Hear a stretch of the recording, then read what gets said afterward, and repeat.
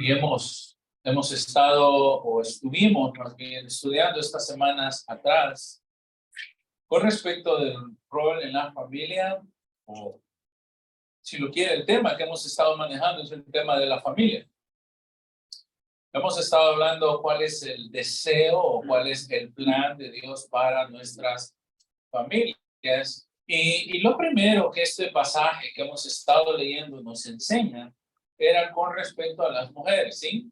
Las casadas, si se recuerdan, las casadas entonces estén sujetas a sus propios maridos como al Señor. ¿Por qué? Hay una causa, versículo 23, porque el marido es la cabeza de la mujer. Estamos en Efesios capítulo 5. Efesios capítulo 5. ¿Cuál es la causa de la sumisión? Según el versículo 23. Bueno, porque el Señor diseñó que en la relación del hogar o en la casa y en la creación, el marido es la cabeza o el hombre es la cabeza, en la misma forma en que Cristo es la cabeza de la iglesia y Él es su cuerpo. Así que como la iglesia se sujeta a Cristo, entonces las casadas deben de estar sujetadas a sus maridos en todo. Y yo vi algunas hermanas consternadas cuando les hablé de sumisión, no sé si son rebeldes, no sé, pero cuando les decía, hermana, sujétese a su marido, pero tomando el tiempo en este pasaje, es bien interesante cómo a la mujer, perdónenme, y ahora yo como hombre acá encima, digo, bueno, entiendo que la sumisión puede ser difícil y entiendo que la sumisión podría ser complicada, pero el versículo 25, que es lo que nos toca estudiar en delante, si lo lee conmigo, es un poquito más difícil. Miren conmigo, versículo 25. Maridos, déjenme cambiarle ahí. Amen a sus mujeres. Y no hay más que eso. Ame a su mujer, hermano. Punto y final. Hermano, no. Ame a su mujer. Y punto. Hermano, pero es que fíjese que mi esposa. No. Ame a su mujer. Y punto. Y como he visto un TikTok de ahí que me da risa. Pero es que mi esposa, fíjese que mi esposa. No. Ama a tu mujer. Ese es el mandamiento que el Señor le da a la iglesia y directamente ese es el mandamiento para los hombres adentro de la estructura de la familia. Note la diferencia. La mujer debe someterse voluntariamente a su esposo. Y ese término, voluntario. El marido debe de obligadamente amar a su esposa. Es muy diferente la voluntad a una obligación. Y en un sentido yo podría sugerir que este pasaje está diciendo, o lo principal, lo más fuerte, es que el marido debe de amar a su mujer, como Pablo lo explica, en una forma perfecta, sacrificial, hermosa, purificadora. Y cuando el marido ama a su mujer en esa forma, para la esposa no es problema la sumisión. Sugiero que eso es parte de lo que el apóstol tiene en mente, pero quiero que lo piensen de esta forma. ¿Y por qué también este pasaje, digo, puede ser difícil?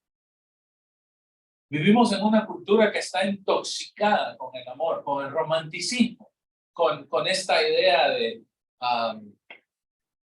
del amor y que el amor es perfecto, e incluso hemos llegado al punto tan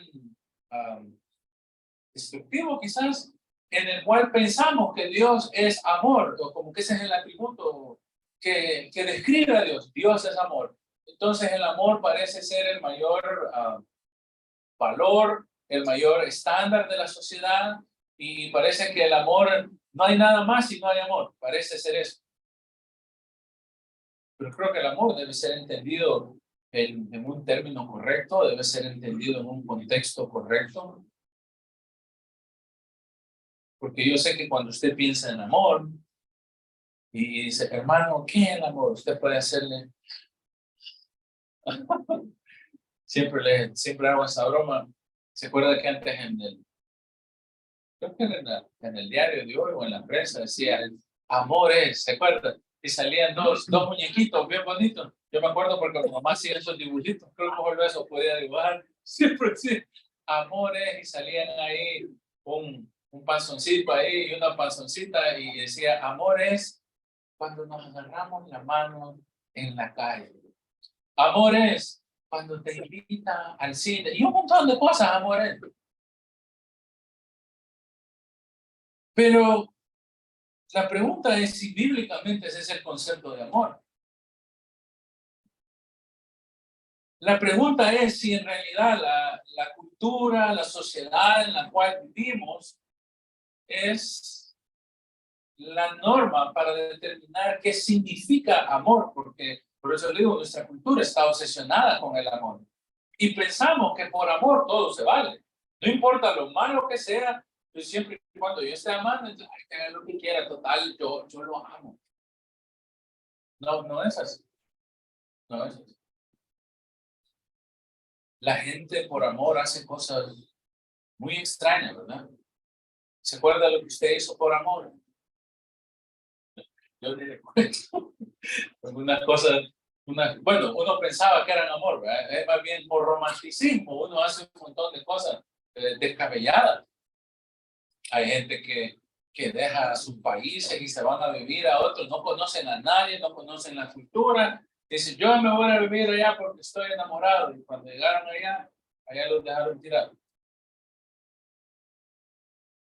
Yo conocí unos muchachos que eran compañeros míos en la universidad, que por amor se casaron en secreto.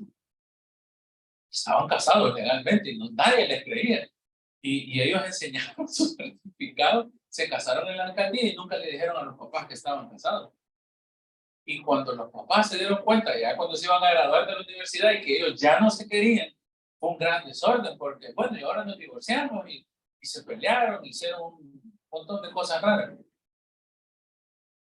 Yo le pregunto, ¿usted se hubiera casado así, sin decirle a sus papás?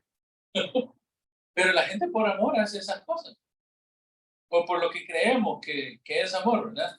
Alguien que conozco por ahí me dijo que tenía un enamorado, como que soy peruano, ha tenido su pololo ahí, su novio. Y el novio regresaba a la casa después de andar pagando como a las 5 de la mañana.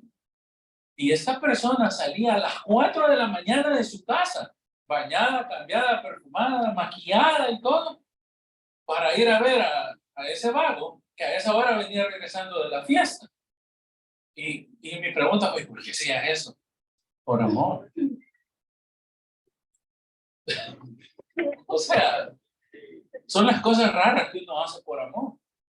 ¿Sabe qué era lo peor? Que solo era para verse 5 o 10 minutos. O sea, se levantaba a las 3 de la mañana, hacerse todo el menú para salir y ver a esta persona a esa hora. Conocí a alguien que salía en una bicicleta y se iba manejando ahí en la bicicleta y iba remando como 1 hora solo por llegar a ver a la novia, que la miraba 10 minutos y de repente, ahí viene mi papá, y ya venía de regreso en la bicicleta. Hacemos, yo sé que usted tiene, yo sé que usted tiene sus historias. Yo sé que usted tiene sus historias. Y cuando lo pensamos así es bien bonito, ¿verdad? Porque, es que estaba enamorado. Pero la pregunta es si en realidad ese era un amor duradero, un amor genuino, un amor en el cual usted estaba dispuesto a sacrificarlo todo por esa persona, donde usted estaba dispuesto a dejar su vida, a entregarse por él, por ella. Y lo cierto es que el concepto de amor, entonces, no lo podemos tomar desde esa forma. No puedes.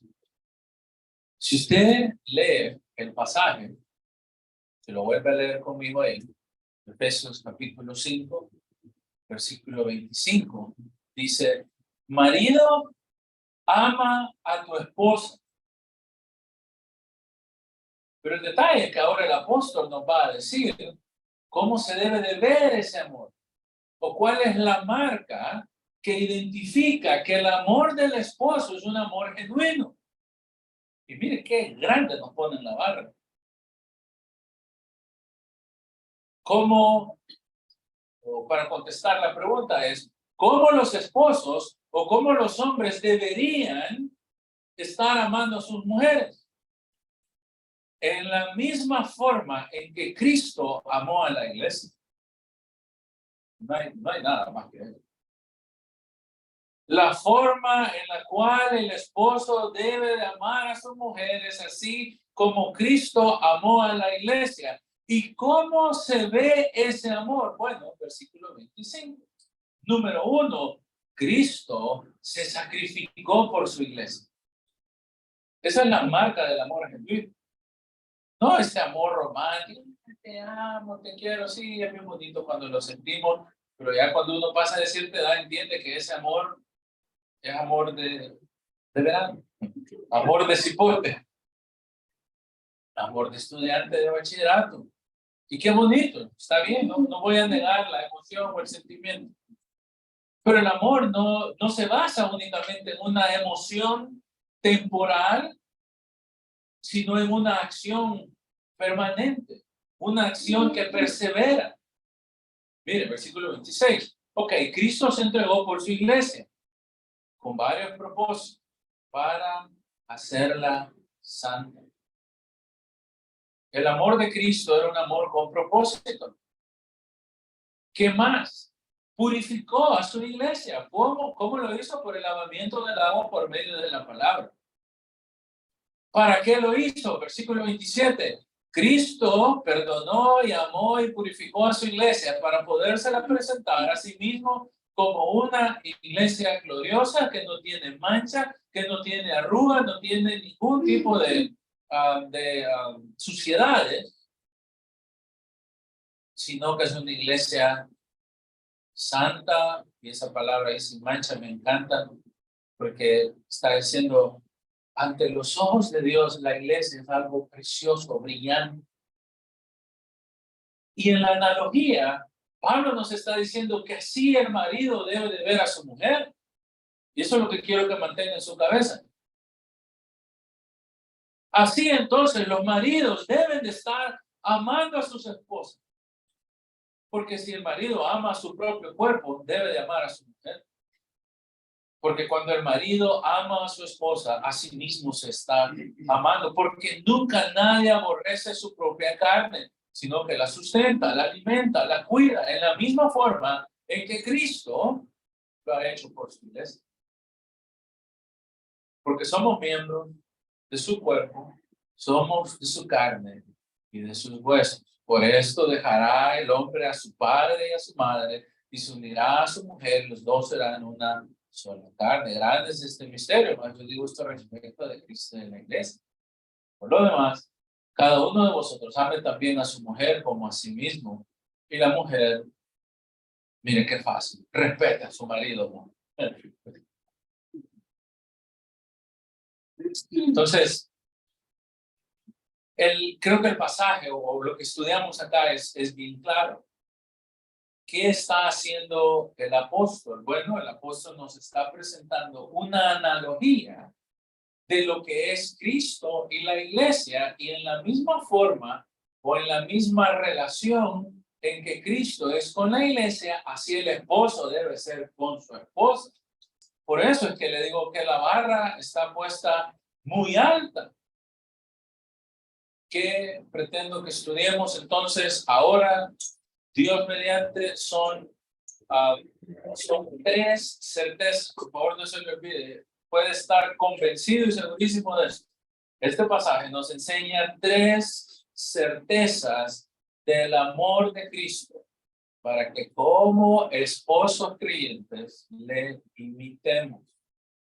3 certezas del amor de Cristo para que como esposos creyentes podamos amar a Cristo. Esposas,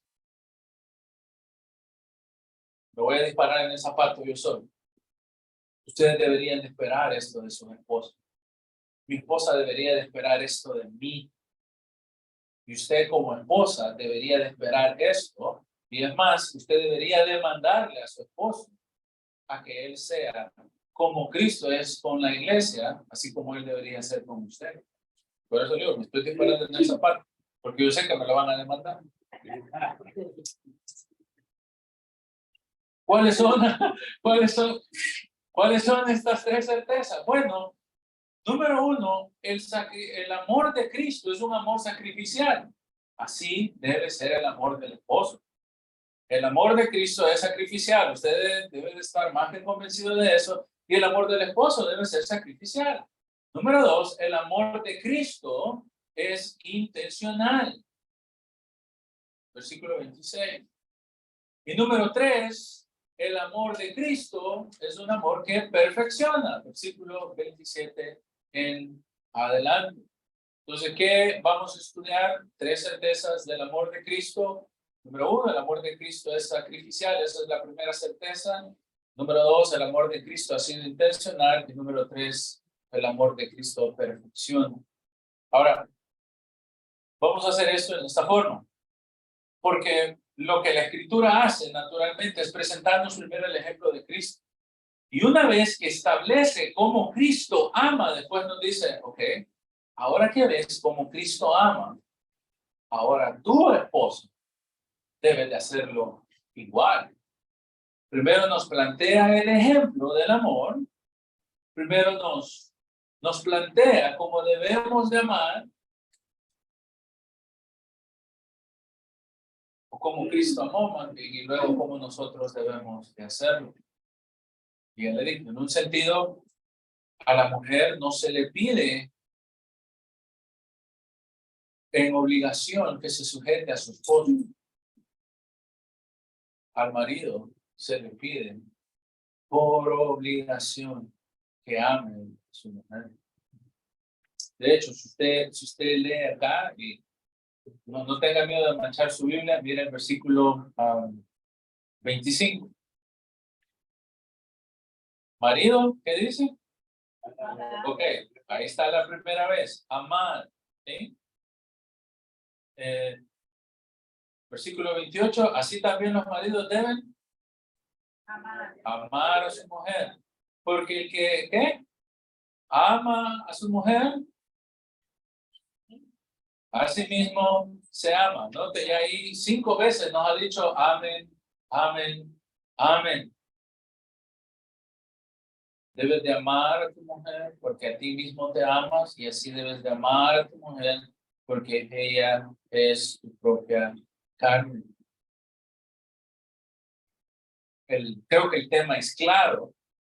Y 6 veces nos dice en estos versículos como el amor es el tema principal. Como el punto es que primero Cristo es el estandarte o el ejemplo del amor perfecto. Y luego entonces nosotros los maridos, en una forma muy torpe, que lo hacemos, debemos de imitar ese amor amando a nuestras esposas. ¿Sí? Entonces ahí le estoy básicamente queriéndole presentar qué es lo que este pasaje nos enseña. Nos enseña ese amor del Señor por nosotros. Mire entonces, versículo 25. Marido, ama a tu mujer. El ejemplo está ahí. Ese es el mandato.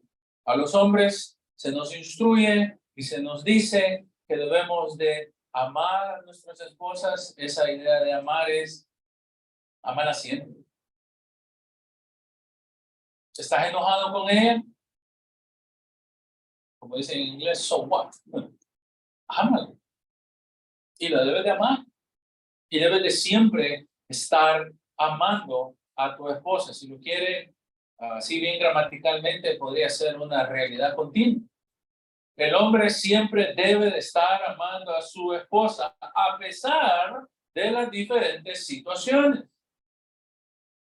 Hermano, pero es que mire, mi esposa no se somete, pero tú deberes amarla. Tu amor a tu esposa no es contingente o no es una reacción en base a la sumisión que ella muestra a ti, porque el mandamiento para el hombre es simplemente debe de amar a su esposa. No es un amor reactivo, sino que debe ser un amor real, debe ser un amor que simple y sencillamente está ahí. ¿Saben? Si lo piensa, esto contesta a una pregunta que quizás usted tuvo. Hermano, pero mi esposo es bien grosero conmigo. Quizás cuando el esposo no está amando a la esposa, se convierte en un tirano. Y por eso la sumisión se vuelve una sumisión tan difícil para el esposo, porque está viendo que su esposo la maltrata, que su esposo está siendo rudo, que está siendo grosero. Obvio que su corazón va a estar resentido y naturalmente va a ser difícil para ella poderse someter a un esposo que no es amoroso. Pero la sumisión es más fácil cuando el esposo es un esposo que está amando a su mujer, porque cuando la mujer está amando a su esposo y está sujetándose a él, simplemente está obedeciendo al Señor. Y para el hombre es exactamente lo mismo, porque acá, marido, ama a tu mujer, es parte de lo que Dios le demanda al hombre, es parte de su responsabilidad adentro del hogar. Es un mandamiento, el cual debe hacernos pensar de que si estamos siendo un poco tiranos con nuestras esposas, no estamos amando perfectamente a nuestra esposa. Porque la pregunta sería, ¿acaso Cristo es un tirano con la iglesia? ¿Acaso Cristo aplasta a su iglesia en su amor? No lo hace. Por lo tanto, el esposo no puede hacer eso. De hecho, me ha cambiado un poco la forma de pensar este pasaje. Creo que para que lo entendamos mejor, cuando yo amo a mi esposa, estoy sirviéndole al Señor, porque eso es lo que Él demanda de mí. Cuando tú ames a tu mujer, entonces, estás cumpliendo lo que Dios te está mandando. Cuando tú estás amando a tu esposa, estás haciendo lo que Dios te puso a hacer en esta tierra cuando llegaste a ser esposo. Debes de amar a tu mujer, no por fuerza, no porque Dios te obliga, sino porque es parte de la responsabilidad y del servicio y del diseño que el matrimonio tiene y cómo el Señor lo hizo. ¿Saben? Creo que Primera de Corintios, siempre Primera de Corintios nos ayuda ahí en el versículo, capítulo 13.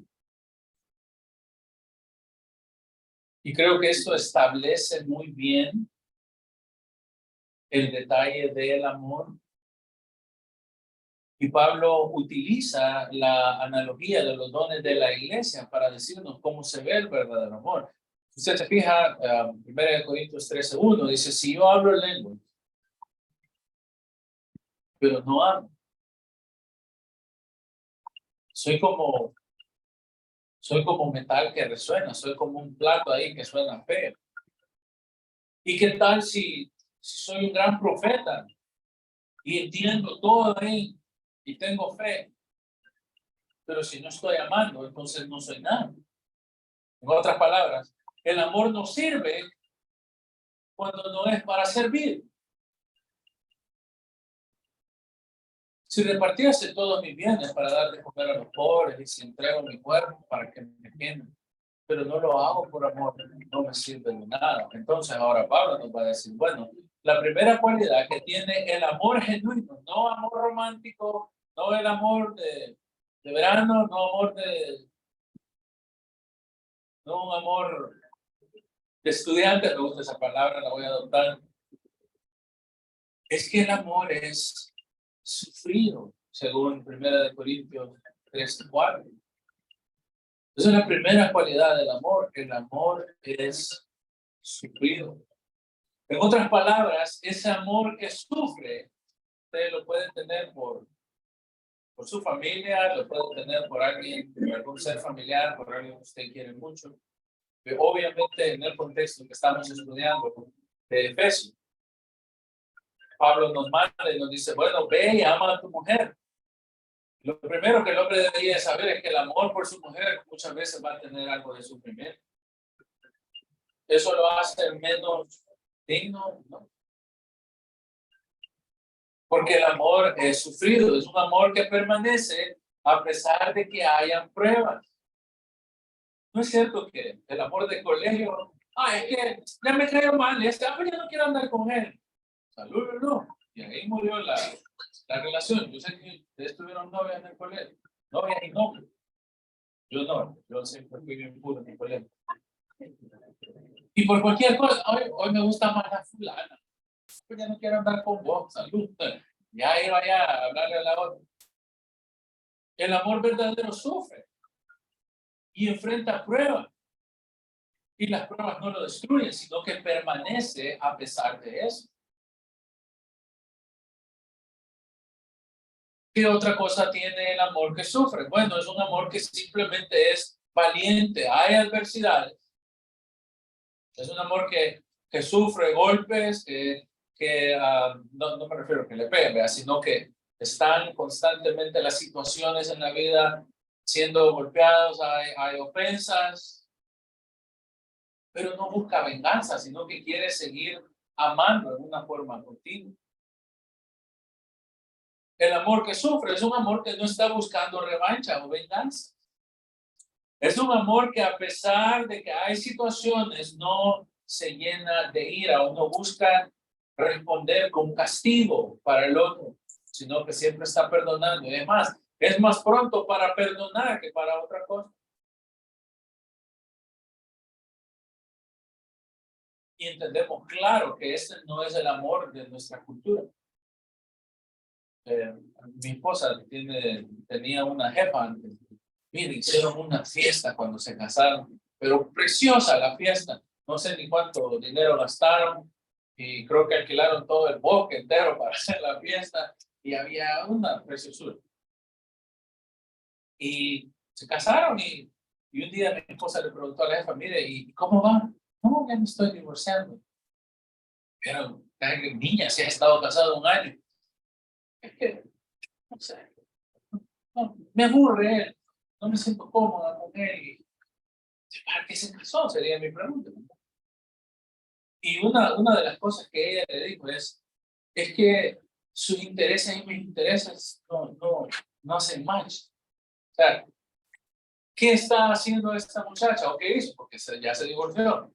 Puso primero a sí misma, puso su comodidad, puso su bienestar, y eso es un concepto cultural en el cual decidimos amarnos a nosotros mismos hasta el punto donde si algo nos incomoda, simple y sencillamente nos deshacemos de él.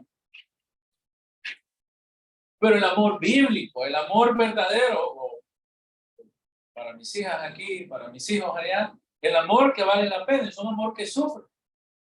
Es un amor que permanece, que a pesar de las cosas, a pesar del tiempo, simple y sencillamente sigue permaneciendo y sigue saliendo adelante. ¿Y por qué lo traigo en esa forma? Bueno, porque el pasaje de Efesios, si regresa a Efesios, nos dice cuál es el amor perfecto, que es el amor de Cristo. Y nos ilustra perfectamente la obra del Evangelio. Ok, entonces el marido debe de amar a su mujer. Sí, marido, ¿cómo vas a amar a tu mujer? De una forma sacrificial. ¿Por qué? Porque Cristo amó a la iglesia. Y el amor de Cristo es un amor que dejó todo para entregarse por su iglesia. En otras palabras, Pablo nos recuerda el Evangelio para decirnos cómo debe ser el amor o cómo debe verse el amor en nosotros. Cristo amó a la iglesia. Cristo amó en una forma perfecta a la iglesia y vale la pena comenzarse a preguntar, ¿acaso la iglesia, o más bien piensen ustedes, porque somos iglesia, Piense usted, en usted individualmente. Piense si Dios le debía a usted amor. ¿Acaso Cristo tenía que venir y morir por usted? Él no tenía por qué venir y morir por nosotros. ¿Acaso Dios me debe algo a mí? Sería la otra pregunta. Yo sé que la respuesta es no, Dios no me debe nada. Yo le debo todo a Él, pero Dios no me debe nada a mí. Sin embargo, la acción del amor de Cristo fue un amor perfecto porque Él entonces vino y se dispuso para servirle a su iglesia. Mire lo que dice el versículo 25. Vino, amó a la iglesia y se entregó por él. Es un amor que tiene sacrificio. Es un amor que todo lo cree, que todo lo espera, que todo lo supera, que todo lo soporta. Y me encanta porque hay algo ahí. Cuando dice Cristo amó a la iglesia, bueno, si lo piensa detenidamente, la iglesia, o nosotros como iglesia, la iglesia en ningún lado, ningún creyente jamás tuvo una cualidad delante de Dios que fuese digno del amor de Dios. Y eso es el evangelio. Nosotros no éramos aquellas personas irreprensibles, no éramos aquellas personas perfectas. Nuestras vidas siempre estuvieron llenas de pecado, de patrones pecaminosos, de conductas desordenadas, hasta que conocimos al Señor. Y sin embargo, acá la idea que el apóstol nos está dando es que Cristo simple y sencillamente nos amó.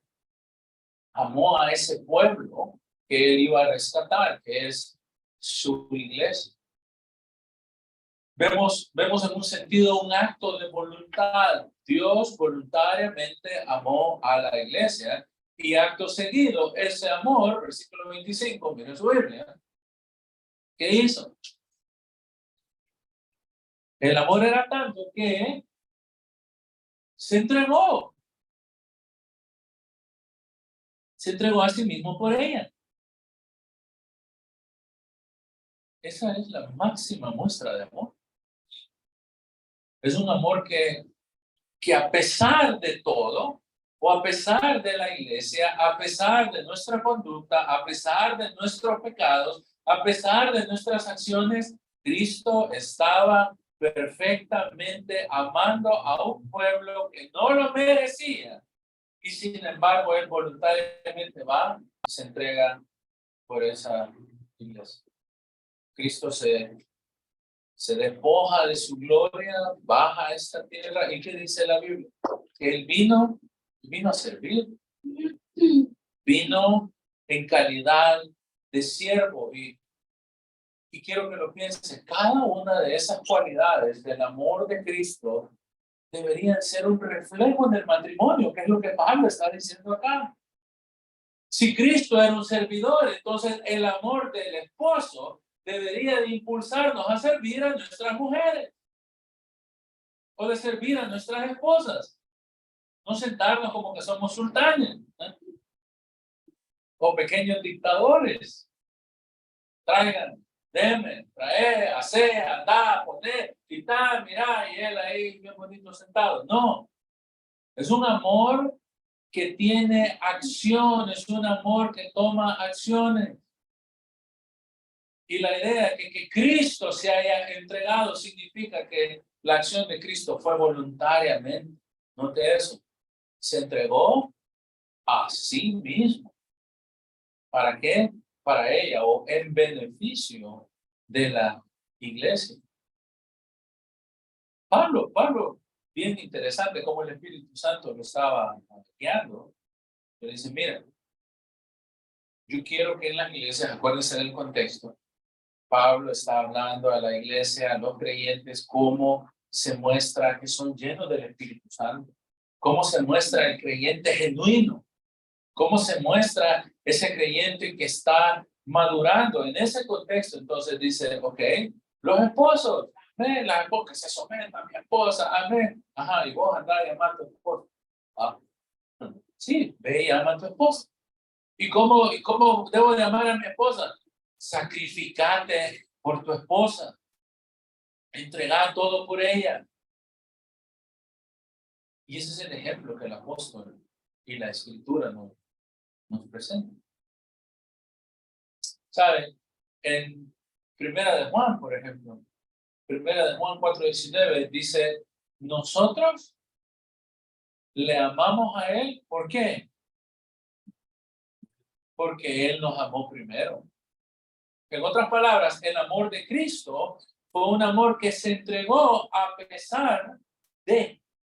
Es un amor que se dio y entonces en el amor del Señor nosotros respondemos a ese amor. Así el marido debe de amar a su mujer, debe de estarla amando a pesar de, y Dios mediante, la esposa reacciona al amor de su esposo. Y sabe, acá en la ejemplificación del matrimonio, es Cristo quien toma la decisión de amar, es Cristo quien toma la decisión de entregarse, de sacrificarse por nosotros. Cristo no está preocupado por sus propios intereses, no está preocupado por decir, ¿qué van a decir de mí si hago esto? ¿Qué va a decir si amo a mi esposa? ¿Qué va a decir si yo hago esto? No. Cristo desinteresadamente muestra un interés genuino, se entrega por la iglesia y simplemente nos amó. Bien. Cuando en teología nosotros definimos iglesia, ¿qué decimos? Bueno, la iglesia es el cuerpo de creyentes, que antes de ser creyentes éramos un manojo de pecadores. Éramos un montón de pecadores que únicamente hemos sido salvados por la gracia. Y si usted suma todos los pecados de todos los creyentes, o si sume solo sus pecados, no los míos, solo los suyos. Si usted suma solo sus pecados y todas las cosas que usted ha hecho, ha dicho, o sus malas acciones, y después comenzamos a sumar todos los de la iglesia como un colectivo, la pregunta siempre sería, ¿acaso la iglesia tenía algo precioso para que Cristo voluntariamente se entregase por ella? Y la respuesta siempre va a ser la misma. No lo merecíamos.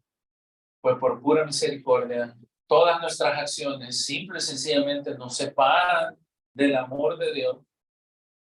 ¿Qué hace entonces el Señor? El Señor tiene que descender de la gloria, tiene que venir a esta tierra, tomar forma de siervo, tiene que entregarse voluntariamente, tiene que servir, tiene que ser vituperado, debe de sufrir cansancio, termina en una cruz a donde lo insultan.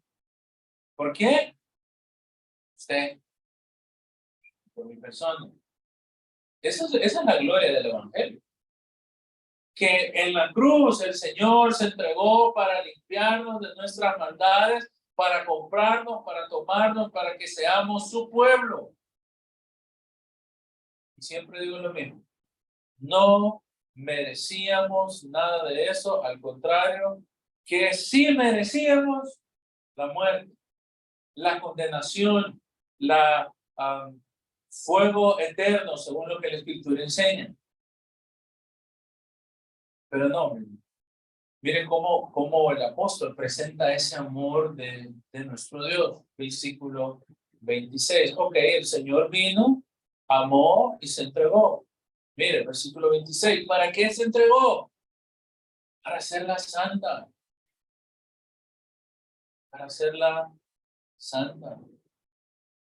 Para hacerla especial. Esa es la idea de que Cristo vino para hacer a su iglesia santa. Para hacer a su iglesia especial. A pesar de sus perfecciones, a pesar de sus arrugas, ¿verdad? A pesar de las arruguitas, a pesar de las libritas, él vino y dijo, no, yo voy a perfeccionar a este pueblo y lo voy a hacer para mí.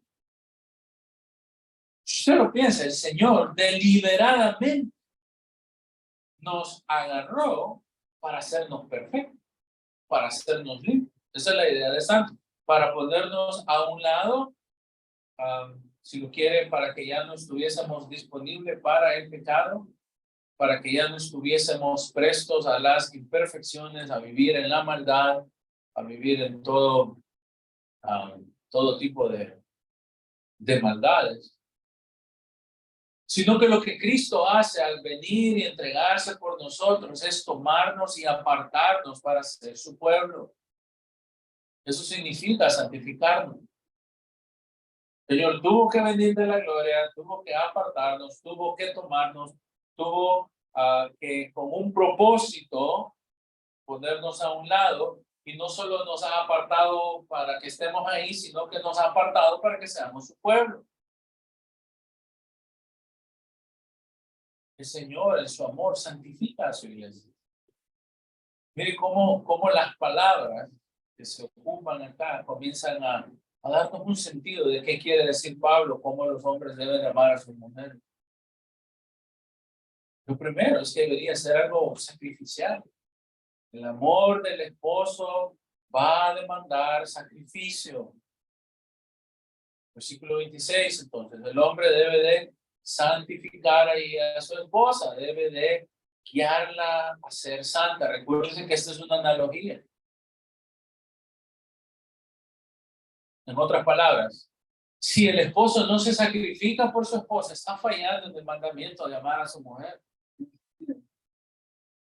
Si el esposo no está santificando a su esposa, si el esposo no consagra a su esposa para sí, si no se vuelve objeto de su devoción como su esposa, si el hombre tiene ojos para andar por todos lados, si el hombre encuentra belleza en todos lados menos en su esposa, si el hombre irrespeta a su esposa, no le está santificando. Y dice entonces el pasaje, el hombre ahí, perdón, hablando de Cristo, el Señor vino para hacer a su iglesia santa. Miren, este versículo nos explica cómo el Señor nos hizo santos. Miren el versículo 26. La acción está explicada acá. El Señor nos hace santos. ¿Cómo? Él nos tuvo que purificar en el lavamiento del agua por la palabra. ¿Sí? En otras palabras, el Señor nos hace santos purificándonos. Nos echó lejía, nos echó agua con jabón. ¿Y cómo lo hizo? Por medio de la palabra. En otras palabras, la palabra sirve como un instrumento santificador acá para la iglesia.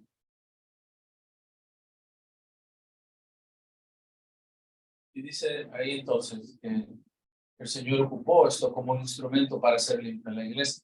En Santiago, busque Santiago 1:18. Santiago 1:18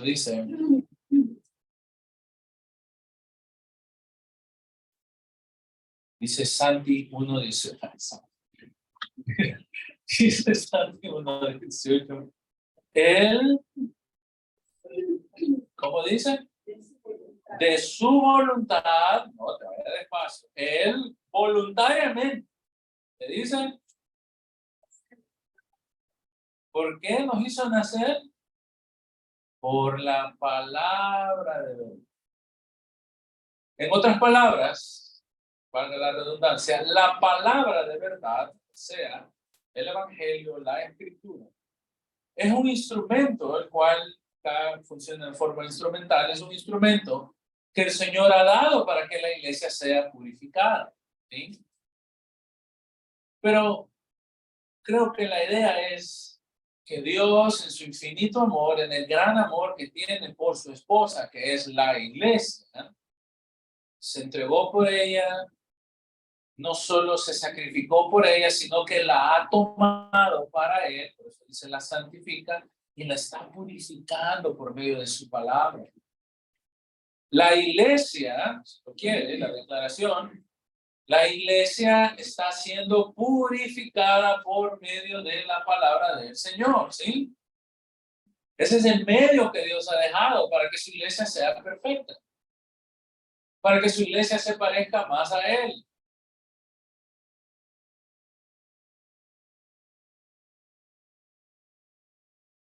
usted puede determinar entonces, de una forma muy fácil, que el amor de Cristo por la iglesia es un amor con intención. O sea, no solo es amar por amar, sino que ama, se sacrifica, toma decisiones para purificar a su iglesia, para hacerla limpia. Y continuamente, Él está alabando a su pueblo, continuamente está alabando a su iglesia. ¿Sabe? Algunos escritores, creo que es un poco difícil. Hermano, no sé si me puede ayudar con Ezequiel 16. Ahí le va a aparecer en la pantalla. Muchos escritores dicen que parece que lo que Pablo tenía en mente es Ezequiel 16 acá. Y le voy a explicar por qué. Porque en el Antiguo Testamento siempre hay una analogía de cómo parece que Israel o Israel asemeja a la esposa del Señor, ¿sí? Hay muchas analogías en esa forma. Y si usted lee ahí el pasaje, dice, vino a mí, palabra de Jehová, diciendo, pero en la pantalla, Hijo de hombre, notifica a Jerusalén de sus pecados, de sus maldades. Y di, así ha dicho Jehová sobre Jerusalén. Está hablando en una acusación directa para el pueblo de Israel. Mire lo que le dice el Señor. 2 puntos. Tu origen, tu nacimiento es de la tierra de Canaán. Le está diciendo, tú naciste en el desierto. Vivías como alguien que no tiene dirección. Tu padre fue el amorreo y tu madre eterna. En cuanto a tu nacimiento, el día que naciste, no fue cortado tu ombligo. Mire la analogía. No le cortaron el cordón umbilical, ni tampoco fuiste lavada con agua para limpiar, ni salada con sal, ni fuiste envuelta con fajas. No hubo ojo que se compadeciese de ti para hacerte algo de esto. En otras palabras, nadie tuvo de ti misericordia, sino que por el contrario, fuiste arrojada sobre la faz del campo con menosprecios en tu vida el día que naciste. Esto Dios lo dice del pueblo de Israel, ¿sí?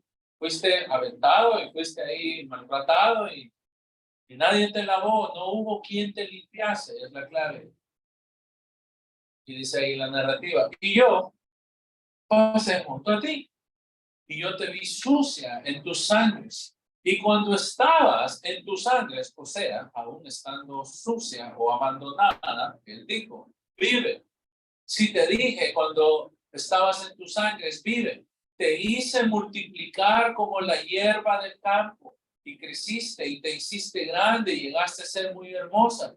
Tus pechos se habían formado y tu pelo había crecido, pero estabas desnuda y descubierta.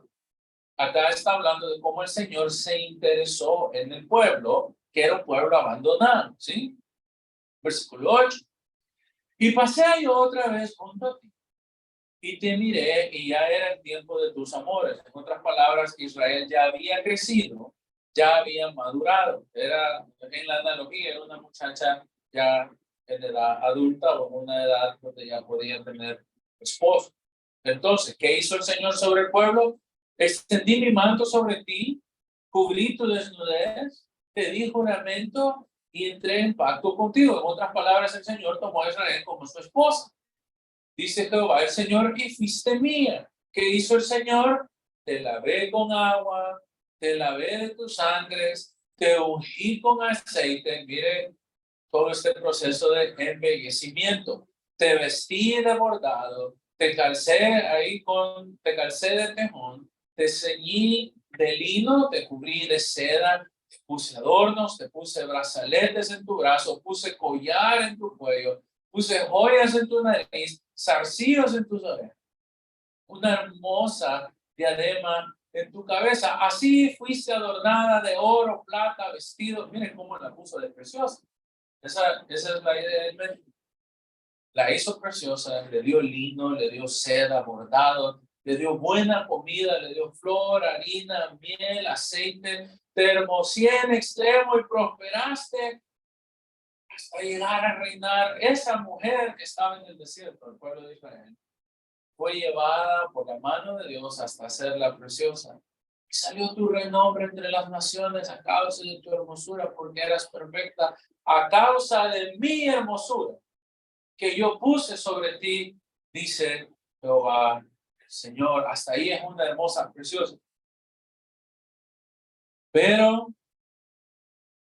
confiaste en tu hermosura y te prostituiste porque eras famosa. Derramaste tus fornicaciones, tomaste tus vestidos y te hiciste lugares altos. Comenzó a hacer idolatría y a fornicar sobre cosas semejantes que nunca habían sucedido. Y tomaste las alhajas de plata y de oro que yo te di y comenzaste a hacerte ídolos y adoraste tus ídolos. Y no te di toda la acusación.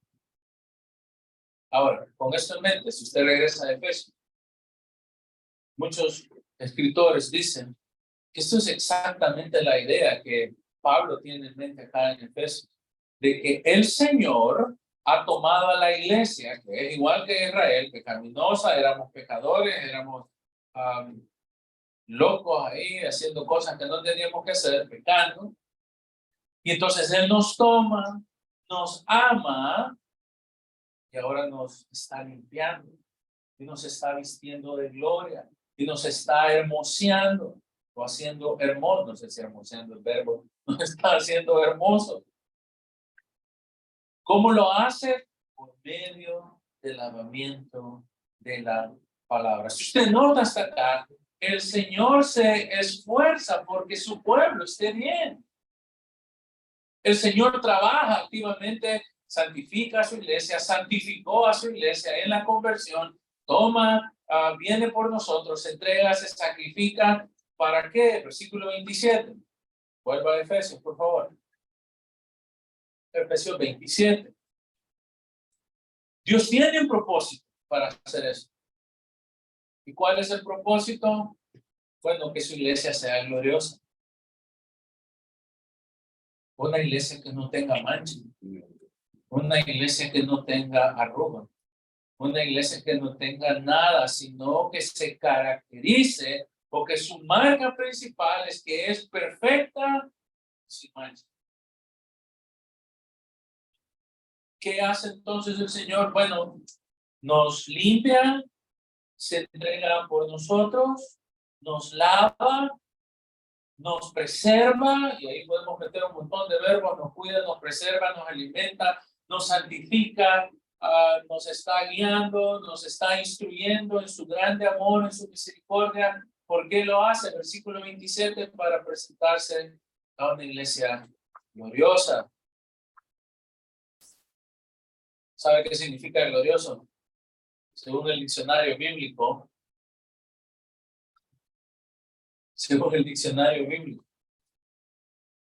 glorioso significa alguien que tiene un gran honor, gran estima, que somos respetables, que somos costosos, que somos de alto mantenimiento, si lo quiere, que costamos el precio de la sangre del Señor.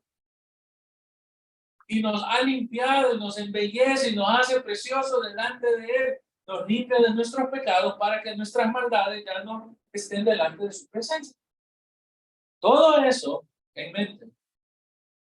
Recuerden, Pablo nos está diciendo que nosotros para el Señor somos eso. Eso es usted para el Señor.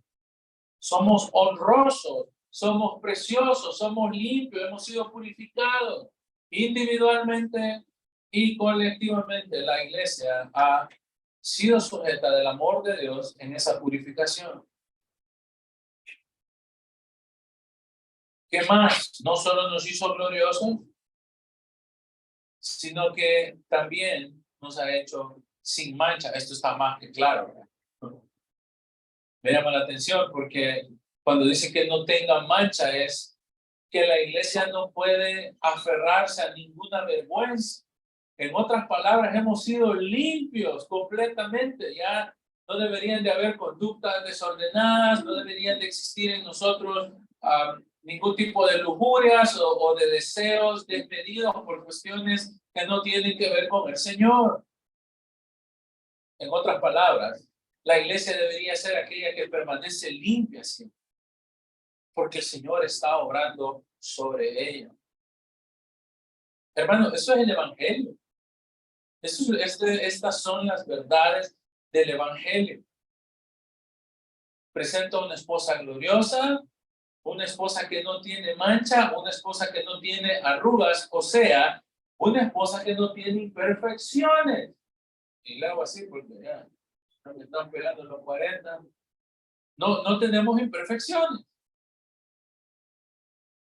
¿Cómo se echan las mujeres eso, pues, esas cremas para las arrugas?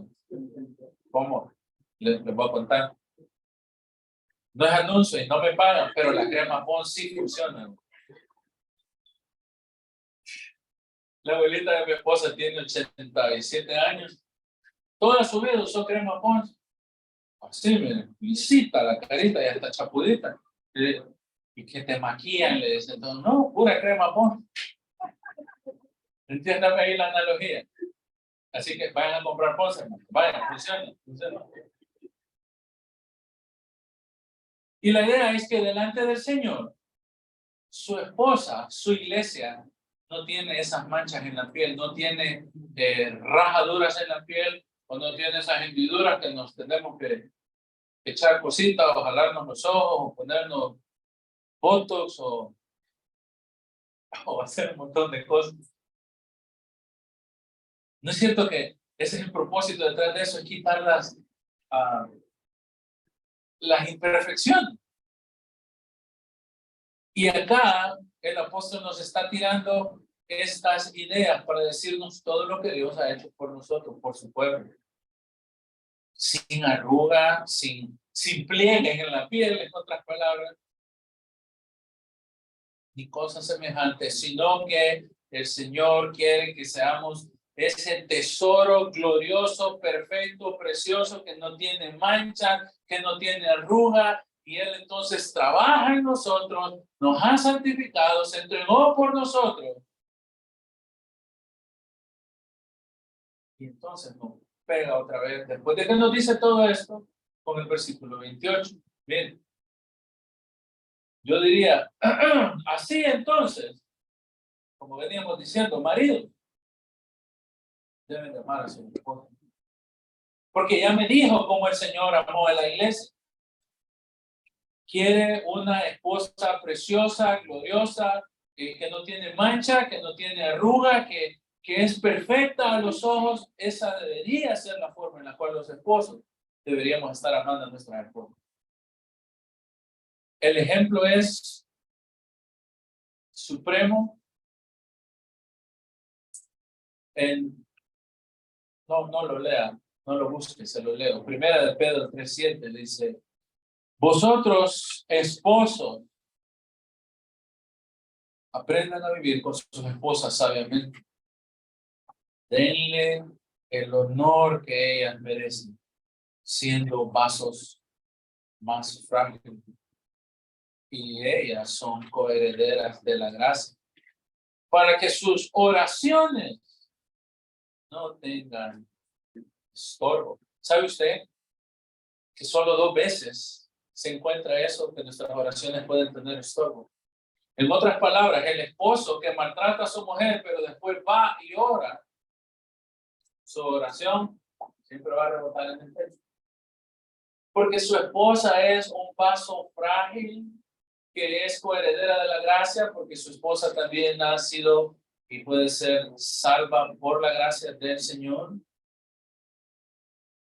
Colosenses 3:19 dice exactamente lo mismo. Marido, ama a tu mujer y no seas rudo con ella, no seas grosero con ella, no seas áspero con ella. Y vuelvo a la analogía. ¿Acaso Cristo fue áspero con la iglesia? ¿Acaso Cristo dijo, que vean qué hacen? ¿Qué pierden? Total, ni al culto van, ¿verdad? No, no dijo ni van al culto, ahí se duermen en el culto, o ahí pasan texteando en el culto, o llegan a la iglesia, llegan a buscar algo. No, no, nada.